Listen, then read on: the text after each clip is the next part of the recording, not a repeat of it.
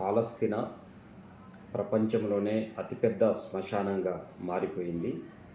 Israel దాడుల వల్ల ఒక శ్మశాన వాతావరణం అక్కడ ఏర్పడ్డది. నిన్న మొన్న జరిగినటువంటి దాడుల వల్ల కూడా వేలాది మంది చనిపోతూనే ఉన్నటువంటి పరిస్థితి ఉంది.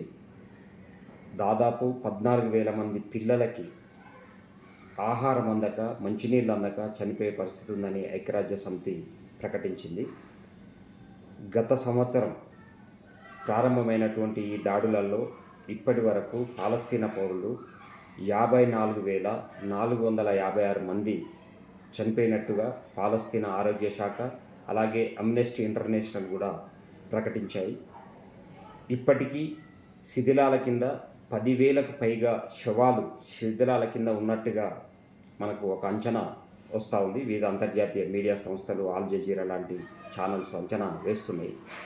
అలాగే ఈ చనిపోయిన 54,000 మందిలో 75% మంది పిల్లలు అలాగే మహిళలు ఉన్నారు.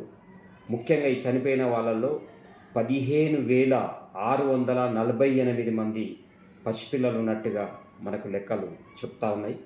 అందుకనే ఈ జరుగుతున్నటువంటి మారణమోహము అమెరికా యొక్క ప్రయోజనాల కోసము, ఇజ్రాయెల్ యొక్క జాతీయ అహంకారం కోసము ఇక్కడ ఒక జాతి హత్యాకాండ జరుగుతూ ఉంది. ఇది దుర్మార్గమైంది. దీన్ని అందరూ ఖండించాలి.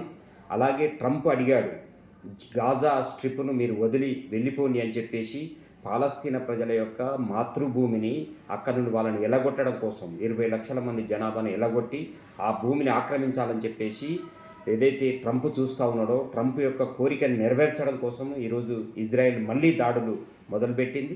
పాలస్తీనాను ఇప్పటికే చాలా పెద్ద ఎత్తున ఆక్రమించినటువంటి ఇజ్రాయెల్ మళ్ళీ ఇప్పుడు ఈ రకమైనటువంటి దాడులకు పాల్పడడం దుర్మార్గమైంది. దానికి అమెరికా వెన్నుదన్నుగా నిలబడడం చాలా అన్యాయం.